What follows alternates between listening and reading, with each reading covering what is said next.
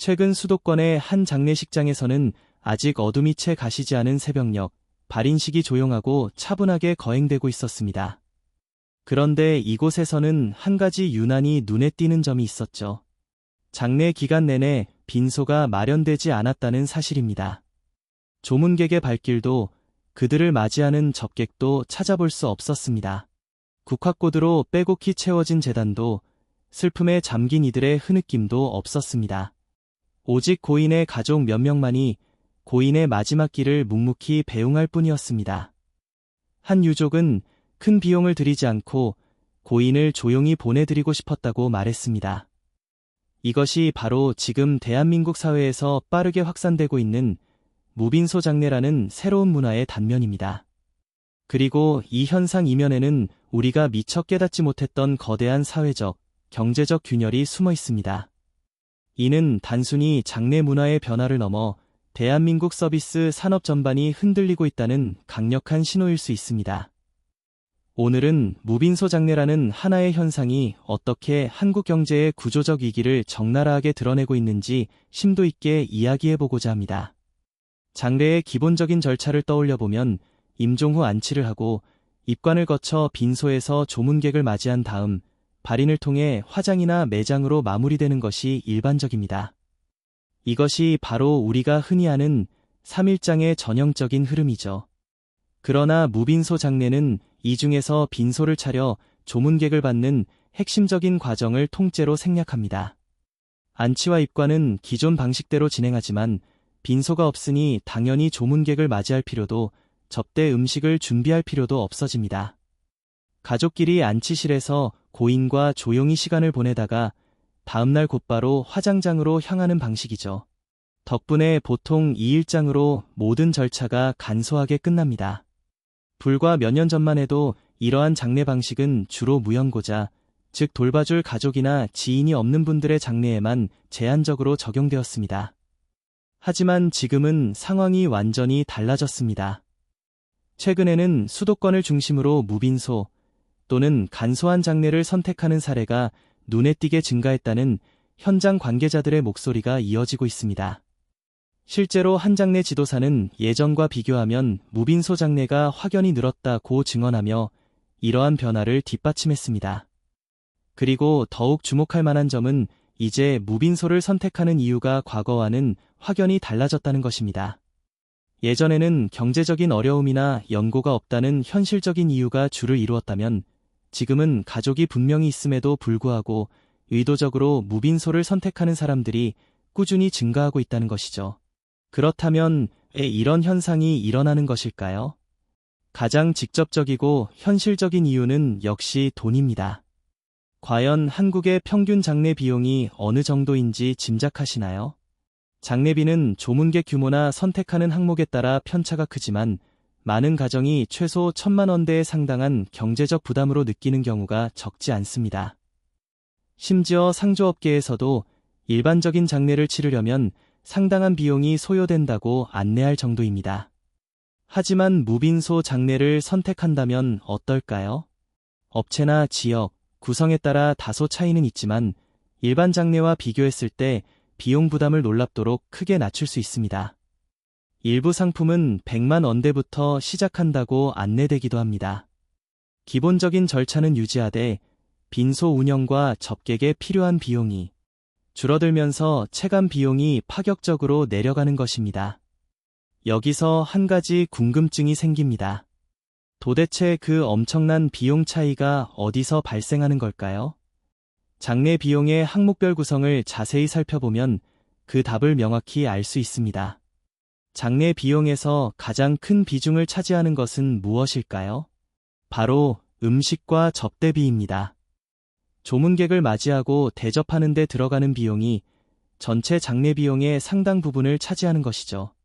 예를 들어 조문객이 100명만 와도 1인당 2만 원에서 3만 원으로 계산하면 음식비만 최소 200만 원에서 300만 원에 달합니다. 조문객이 더 많아지면 그 비용은 기하급수적으로 더 올라갑니다. 그 다음으로는 빈소 사용료, 상조 서비스와 용품비, 그리고 장례 용품비 순입니다. 무빈소 장례에서는 이 중에서 가장 큰 비중을 차지하는 음식과 접대비가 완전히 사라집니다. 빈소 사용료 또한 크게 줄어들고요. 결국 남는 것은 기본적인 상조 서비스와 용품비, 그리고 안치실 이용료 정도뿐입니다. 바로 이러한 이유 때문에 200만 원대의 저렴한 장례가 가능해지는 것입니다. 실제로 검소하게 치르려고 해도 100만 원이 넘게 들었다는 온라인 글이 화제가 된 적이 있습니다. 한 유족은 어머니 장례를 밤 10시에 임종하여 1일장으로 치렀는데도 나중에 정산해보니 900만 원이라는 예상치 못한 거액이 나왔다고 토로했습니다. 손님용 슬리퍼, 주방 가위, 심지어 한 병만 마시고 남은 숙취 해소제 9병까지 사소한 것 하나하나가 모두 비용으로 청구되었다는 사실에 많은 이들이 놀라움을 금치 못했습니다. 하지만 과연 비용만이 무빈소 장례가 확산되는 유일한 이유일까요? 사실 그 이면에는 더욱 본질적인 사회적 변화가 자리 잡고 있습니다. 바로 조문 문화 자체가 서서히 무너지고 있다는 점입니다. 예전에는 장례식장에 조문객들이 줄을 섰습니다. 회사 동료, 친척, 오랜 지인들이 사회적인 의무감으로 장례식장을 찾아 고인을 애도했죠. 부의금을 봉투에 정성껏 넣어 직접 유족에게 전달하고 국밥이나 육개장을 먹으며 고인과의 추억을 나누곤 했습니다. 그것이 바로 한국의 깊은 장례 문화였습니다. 그런데 지금은 어떤가요? 장례업계 관계자들의 한결같은 증언에 따르면 조문객 수가 현저하게 감소했습니다. 이제는 빈소를 차려 놓아도 찾아오는 사람이 거의 없어 빈소가 텅 비어 있는 상황이 반복되는 경우가 많아졌습니다. 왜 이렇게 된 것일까요? 첫 번째 이유는 바로 핵가족화와 1인 가구의 폭증입니다. 2024년 기준으로 1인 가구는 약 800만 가구에 달하며 이는 전체 가구의 3분의 1을 이미 넘어섰습니다. 다시 말해 세 집 중 한 집 이상이 홀로 살고 있다는 뜻이죠. 연령대별로 살펴보면 그 충격은 더욱 커집니다. 70세 이상 고령층이 가장 많고 그 다음이 20대 후반 이하의 젊은 층입니다. 고령의 독거노인과 젊은 1인 가구가 사회의 양쪽 끝에서 꾸준히 증가하고 있는 것입니다. 이는 결국 조문을 받을 친인척이나 지인의 수가 물리적으로 줄어들 수밖에 없는 사회 구조를 만들었습니다. 수도권의 한 대학교 사회학과 교수는 도시화와 개인화가 급속도로 진행되면서 사회적 관계망이 축소되어 나타나는 문화적 현상이라고 분석했습니다. 이제는 조의금을 건네고 상부상조하는 전통적인 방식보다는 가족끼리 고인에게 온전히 집중하여 추모하는 방식으로 문화가 변화하고 있다는 설명입니다. 두 번째는 조의 문화의 변화입니다. 과거에는 현금 봉투를 직접 전달하는 것이 일반적이었지만 이제는 계좌 이체로 대신하는 경우가 훨씬 많아졌습니다. 굳이 빈소까지 직접 찾아갈 필요성이 줄어든 것이죠. 세 번째는 코로나 팬데믹의 영향입니다. 팬데믹 기간 동안 감염 우려 때문에 조문을 자제하기 시작했는데 이러한 습관이 팬데믹이 끝난 이후에도 계속 이어지고 있습니다. 한번 조문을 가지 않아 보니 굳이 힘든 발걸음을 해야 할까 싶은 심리가 확산된 것입니다. 온라인에서는 무빈소 장례에 대한 찬성 의견이 폭발적으로 쏟아지고 있습니다. 진작 이런 문화가 필요했다. 무빈소 1일장 적극 지지한다. 이제야 세상이 제대로 돌아가고 있는 것 같다 등 긍정적인 반응들이 줄을 이룹니다. 실제로 무빈소를 경험한 유족들의 후기를 살펴보면 대부분 높은 만족감을 표현합니다. 한 50대 주부는 지난해 부친상을 무빈소로 치렀다고 했습니다. 평소 남에게 빚지는 것을 좋아하지 않으셨던 아버지의 뜻을 존중하여 택한 방식이었다고 합니다. 조의금을 관리하고 조문객들의 식사를 신경 쓰는 번거로운 시간을 줄이는 대신 식구들끼리 허례허식 없이 고인을 온전히 추모할 수 있어서 좋았다는 소감을 전했습니다. 또 다른 유족은 오랜 기간 요양원에 계시던 어머니를 보내드리면서 무빈소를 택했습니다. 그는 경제적인 문제에서 훨씬 자유로웠다며 비용은 그대로 나가는데 오는 사람도 없고 빈소에 가족만 덩그러니 있으면 무슨 의미가 있겠느냐고 반문했습니다. 장례를 직접 치러본 사람들은 한결같이 말합니다. 돈도 돈이지만 잠도 못 자고 피곤한 가운데 조문객 맞이하고 절하고 진짜 발인 날에는 죽을 것 같다고요. 하지만 여기서 우리가 결코 놓치지 말아야 할 중요한 점이 있습니다. 장례를 직접 치러보신 분들은 모두 공감하실 겁니다. 사랑하는 사람을 잃고 깊은 슬픔과 비통함에 빠져 있을 때 조문객의 따뜻한 방문이 얼마나 큰 위로와 힘이 되는지를요. 고생 많으셨어요. 힘내세요. 라는 진심 어린 한마디. 위로를 담아 건네는 따뜻한 악수 한 번. 함께 눈물 흘려주는 그 존재감 자체가 유가족에게는 이 힘든 시간을 버틸 수 있는 소중한 힘이 됩니다.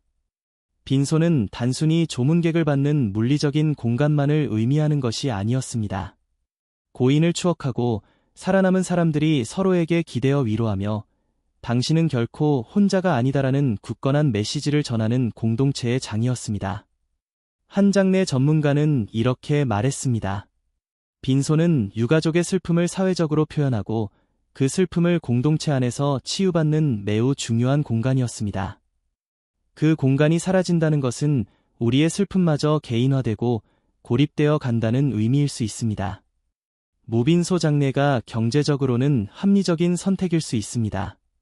하지만 그 과정에서 우리는 함께 슬퍼하고 함께 위로하는 공동체의 연대감, 그 따뜻한 유대감을 잃어버리고 있다는 사실이 안타깝기 그지없습니다.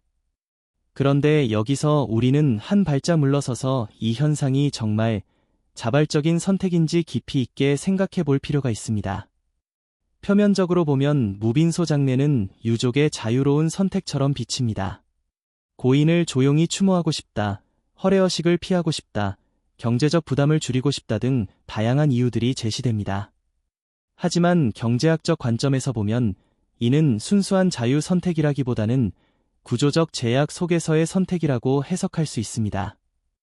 1,000만 원대에 달하는 장례 비용 지출은 가계의 엄청난 부담입니다. 특히 소득이나 주거 비용 압박이 큰 가정일수록 과연 이 비용을 감당할 수 있느냐 없느냐가 장례 방식 선택을 좌우하는 결정적인 요인이 되기도 합니다. 이미 주택 비용, 자녀 양육비, 노후 자금 등으로 엄청난 압박을 받고 있는 중산층 가정에게 1,000만 원대의 장례 비용은 선택의 여지가 없는 강제에 가깝게 느껴질 수 있습니다. 게다가 많은 사람들이 무빈소를 선택하기 시작하면 전통적인 조문 문화는 더욱 빠르게 축소됩니다.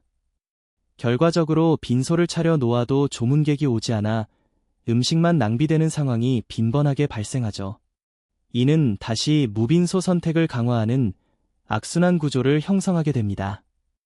공공 차원의 장례 지원 인프라에 대한 논의가 이러한 사회 변화의 속도를 따라가지 못했다는 지적도 있습니다. 일부 전문가들은 기존의 제도와 인프라가 급변하는 사회적 요구를 충분히 흡수하지 못했다고 봅니다.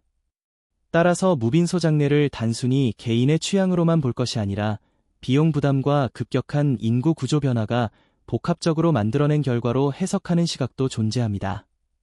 자, 이제 이야기의 핵심이자 가장 중요한 부분으로 들어가 보겠습니다. 무빈소 장례가 사회 전반으로 확산되면서 장례식장 산업 전체가 뿌리부터 흔들리고 있습니다. 이 흐름을 정확히 이해하려면 먼저 장례식장의 기본적인 수익 구조부터 파악해야 합니다. 장례식장의 매출은 크게 빈소 사용료와 음식 및 접객 용품 판매로 나뉩니다. 여기서 매우 중요한 포인트는 많은 장례식장에서 음식과 접객 항목의 비중이 생각보다 훨씬 크다는 점입니다. 특히 음식비는 장례식장 수익의 핵심적인 축을 담당합니다. 그런데 무빈소 장례가 늘어나면 어떤 일이 발생할까요? 조문객이 줄어들고 식사 제공이 사라지면서 음식비 수익이 급감하거나 사실상 거의 없어지게 됩니다. 이는 곧 장례식장이 운영비를 감당하기 어려워지게 만들며 현장 수익성은 직접적이고 치명적인 타격을 받을 수밖에 없습니다. 현장에서는 이미 중소형 장례식장의 경영 부담이 감당하기 어려울 정도로 커지고 있다는 이야기가 심심치 않게 나옵니다. 지역에 따라서는 실제로 운영을 포기하고 문을 닫는 곳도 거론되고 있습니다. 조문객 감소로 인해 식사 매출이 줄어드는 반면 인건비와 시설 유지비 같은 고정비는 그대로 남아있기 때문에 빈소 사용료만으로는 더 이상 버티기 어렵다는 볼멘 소리가 들려옵니다. 장례식장이 문을 닫으면 그 파급 효과는 광범위합니다. 당연히 고용이 줄어들고 이는 장례식장뿐만 아니라 식사 납품업체, 장례용품 판매점, 운구 서비스, 화환업체 등 주변 관련 서비스 산업 전반에 걸쳐 심각한 영향을 미치게 됩니다. 특정 지역에서 발생하던 장례 수요가 외부의 대형 시설로 이동하면 해당 지역 내의 소비와 일자리 또한 함께 위축될 수밖에 없습니다. 그리고 여기서 한 가지 역설이 발생합니다. 한국은 이미 초고령 사회로 빠르게 진입했으며 사망자 수는 중장기적으로 꾸준히 증가할 수밖에 없는 압력을 받고 있습니다. 지역 장례 인프라가 약화되면 미래에는 장례 시스템 전반에 더 큰 부담이 가중될 수 있습니다. 예약 적체, 장거리 이동 부담, 그리고 치솟는 장례 비용 등으로 인해 유가족들이 겪어야 할 어려움이 커질 것이라는 우려가 깊어지고 있습니다. 특히 사망자 수는 지속적으로 증가하는 반면 전통적인 조문 문화는 점점 붕괴되고 있어 장례식장은 이러한 모순 속에서 수익성이 급락하는 심각한 위기에 직면했습니다. 문제는 여기서 그치지 않습니다. 최근 몇 년 사이 가족이나 시신을 인수할 사람이 없는 이른바 무연고 사망이 급증하는 추세입니다.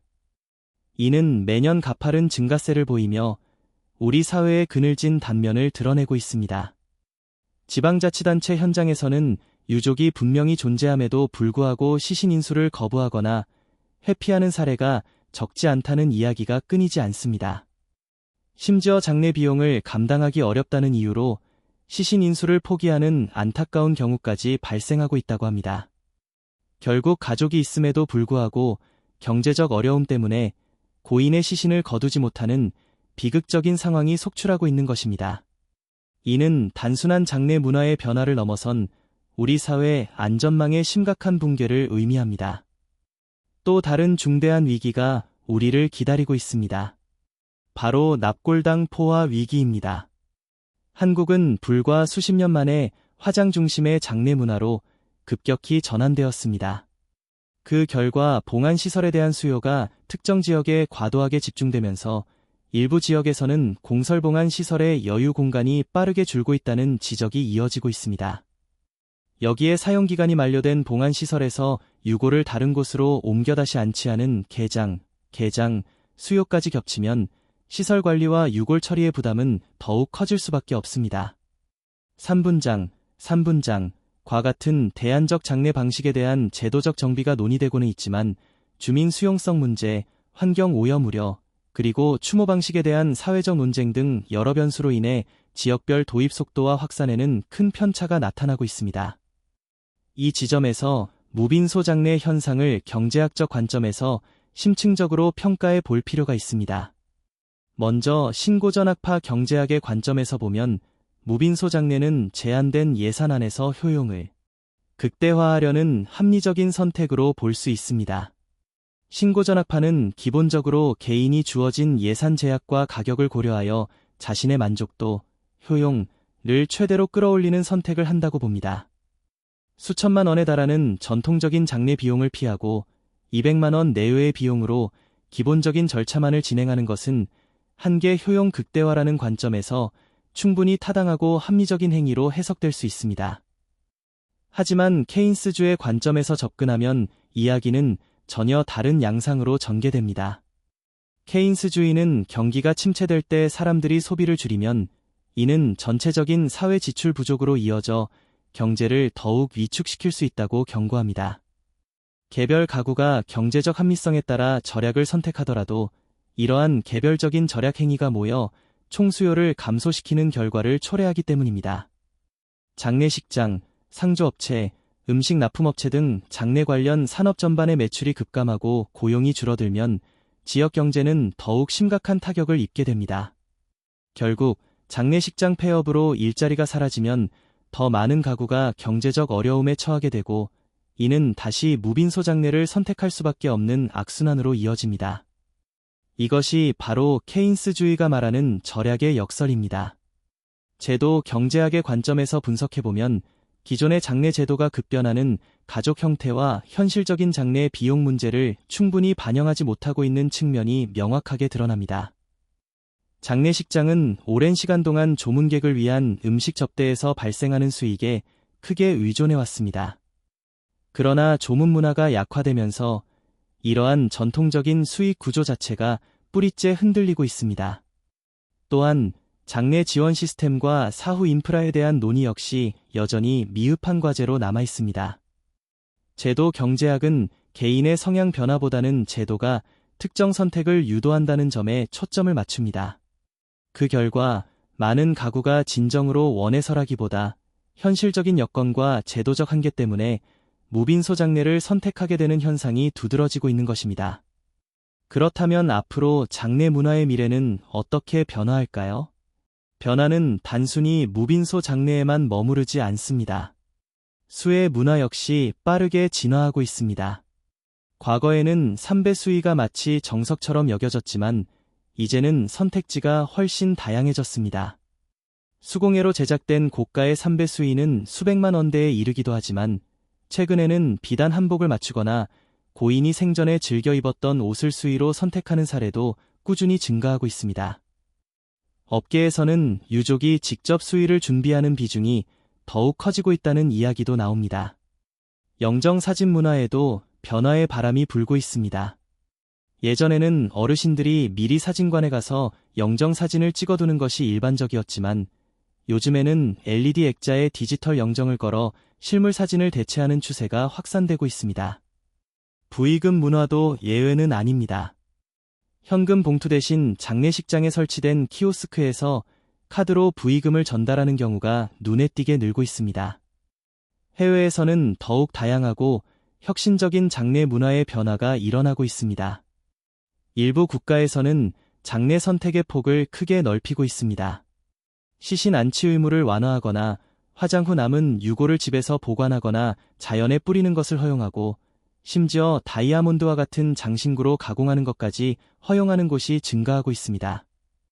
장례 문화 전문가들은 이러한 변화를 개인의 선택권을 존중하고 장례 문화의 다양성을 인정하는 긍정적인 신호로 평가하고 있습니다. 하지만 모든 전문가가 이러한 변화를 낙관적으로만 바라보는 것은 아닙니다. 한 대학교 장례 지도학과 교수는 전통적인 장례 문화나 정서를 고려하면 무빈소라는 용어는 어불성설이라고 주장했습니다.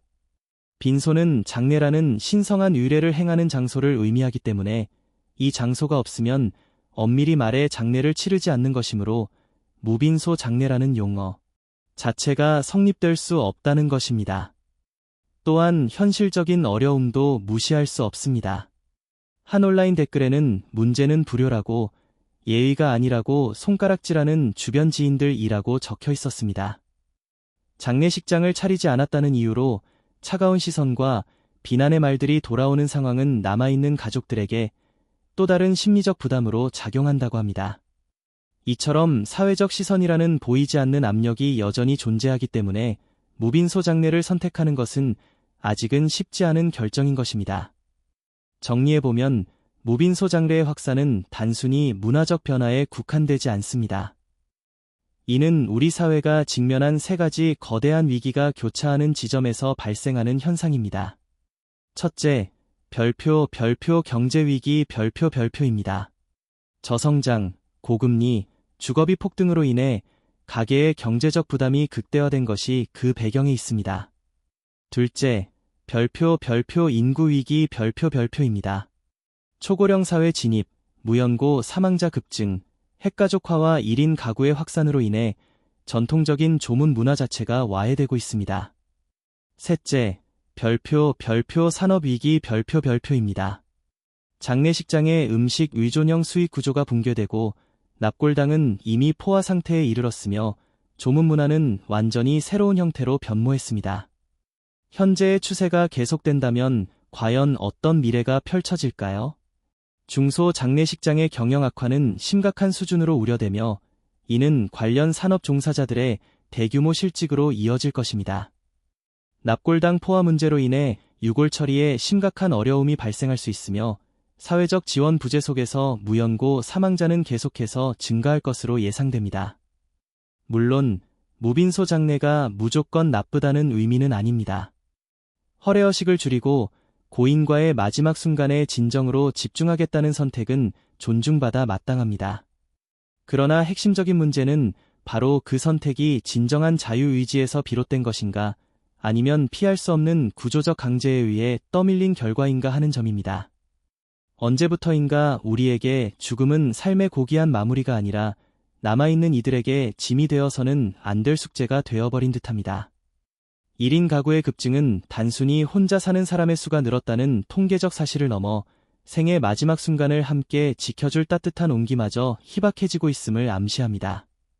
사회적 고립과 경제적 결핍이 교차하는 위태로운 지점에서 많은 이들이 내 죽음이 누군가의 가계부에 무거운 짐으로 얹히지 않기를 간절히 바랍니다. 그래서 선택하는 무빈소 장례와 조용한 마지막은 어쩌면 합리적인 선택이기 이전에 세상에 미안함을 전하며 조용히 뒷모습을 감추려는 고독한 배려일지도 모릅니다. 화려한 곡소리도 눈부신 화환도 없이 고요함만이 감도는 안치실 앞에서 우리는 묵묵히 질문하게 됩니다. 우리는 충분히 사랑받고 떠나고 있는가? 아니면 그저 조용히 처리되고 있는가? 무빈소 장례의 확산은 어쩌면 대한민국이라는 사회가 과연 어디를 향해 나아가고 있는지를 비춰주는 냉철한 거울일 수 있습니다. 고인을 보내는 마지막 길에서조차 비용 계산기를 두드려야 하는 현실, 그리고 그 비용을 감당하지 못해 심지어 가족의 시신조차 인수하지 못하는 비극적인 사건들이 늘어나는 현실. 이것은 단순히 장례 문화의 문제가 아닙니다. 우리 사회 전체가 직면한 근본적인 문제입니다. 마지막으로 한 온라인 커뮤니티에 올라온 댓글을 소개하며 글을 마무리하고자 합니다. 작년에 엄마가 돌아가셨을 때 빈소 없이 바로 다음날 화장으로 보내드렸습니다. 당신 생전에도 비싸게 돈 치를까 봐 걱정하다 돌아가셨는데 어차피 부를 손님도 없었고 일가 친척도 몇 명 안 돼서 그냥 그렇게 치렀습니다. 이게 지금 대한민국의 민낯입니다.